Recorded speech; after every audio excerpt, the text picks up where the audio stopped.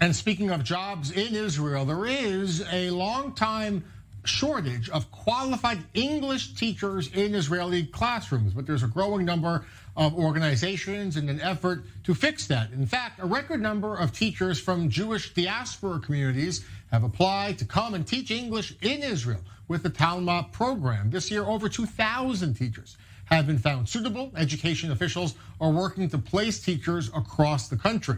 In fact, 60% of these teachers who come to Israel, largely on work visas, end up staying in Israel, making aliyah, where they continue to teach in schools as full-time Israelis. With us now to talk more about this program is Mahatzri, the chief of staff with TALMA, and Joey Fradkin, who taught in Ashkelon at a school, now continuing her teaching career at a boarding school. Thank you guys both so much for being with me. Joey, I want to start with you. You're from California originally. Why did you decide to come to Israel to teach English, and why stay? Originally, it's been a lifelong dream for me to be able to live in Israel. It's something that has always been instilled in me, from Jewish education to Jewish summer camps. And when you hear about such a shortage of English teachers, it instilled a passion in me to want to be a teacher. So after studying in university how to teach English as a second language, it seemed natural that this would be the place to start my career. When did you come to Israel originally? I arrived in the end of June for the start of the summer, which is when I was in Ashkelon, and I've stayed straight through, moved into the boarding school, and I've been teaching there since September. Now, did you think you were going to teach for a year and then go back home, go to the United States? Did you plan on staying in Israel? I mean, what kind of inspired you to stay and have a career here? It definitely was not in the top of my mind that I would be considering making aliyah so quickly after arriving. But there's something so special about the Israeli education system, and you feel the need. I've never felt more needed in a role so far in my life. What's special about it, being in the classroom? It's a great question. I think that the students, you see how much they want to know English and how many doors for them are opened once they have a better command of the English language. And it's something I can really give. I feel that presence in the classroom, and that they want me there, and that I do have a lot to teach them. Can you tell me more, about the program and the growth and the interest that we're seeing from diaspora Jews? Yes, sure. So TALMA was founded in 2014, many years ago.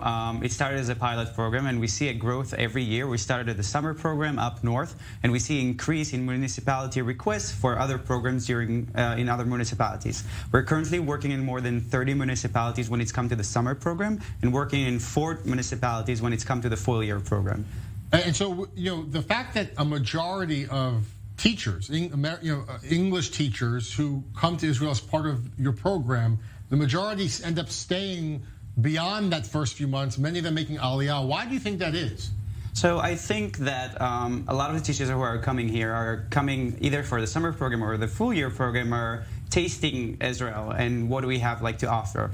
Some of them, like Joey, is falling in love in the educational system and in the Israeli students. And TALMA as an organization offer them also a great place to grow. Are these just in the big cities, the center of Israel? Are you placing teachers also in the periphery? Or tell me more about the placement. So the focus of our organization is to work in the periphery, either social periphery or geographical periphery. We work in Eilat, we work in Ben Shemen, which is a youth village.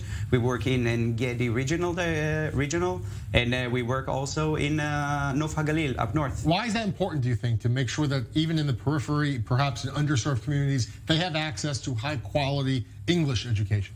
So the problem is that when you go to the peripheries, you don't have enough English teachers. Either you don't have enough teachers to teach. When we started working in Mitzpe Ramon in 2017, there was only one English teacher who was teaching and serving 4 different schools. When we got there, we brought 14 more teachers to teach in those schools and in the area. And Joey, so you started your first few months, you were teaching in Ashkelon, big coastal city near Tel Aviv. Tell me where you are now and what that transition was like for you. Yeah, it's been a big transition. I'm now living in the Ben Shemen Youth Village, which is right near Lod. And it's a boarding school, so I'm living and working in the boarding school with the students. And it's been a challenging transition. It's a very intense place to work. You feel the need, you feel the lack of resources that are there. But at the same time, it's incredibly rewarding. I feel really, really proud of what I've accomplished in the first 5 months, and there's so much more to do by the end of the year. Why is it rewarding for you personally?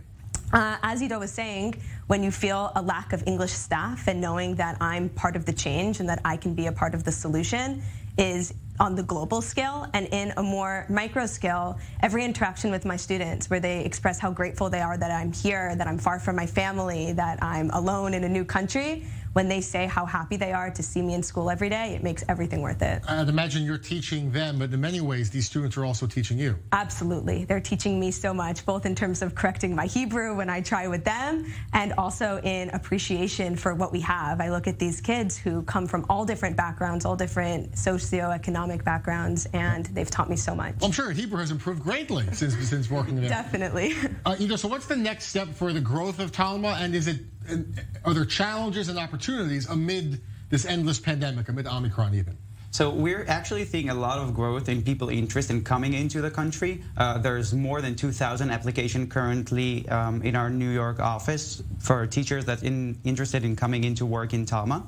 I think that our biggest struggle is always money, as every nonprofit organization.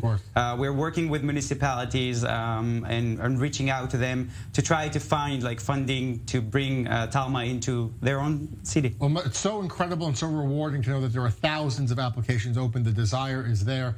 Ido, Joey, thank you both so much for being with us here on i24 News. Great to have you. Good luck with the rest of the school year. Thank you so much for being with us. Thank you very much, Jeff. It was nice to meet you. Nice to meet you too. Happy New Year. And we're going up for a short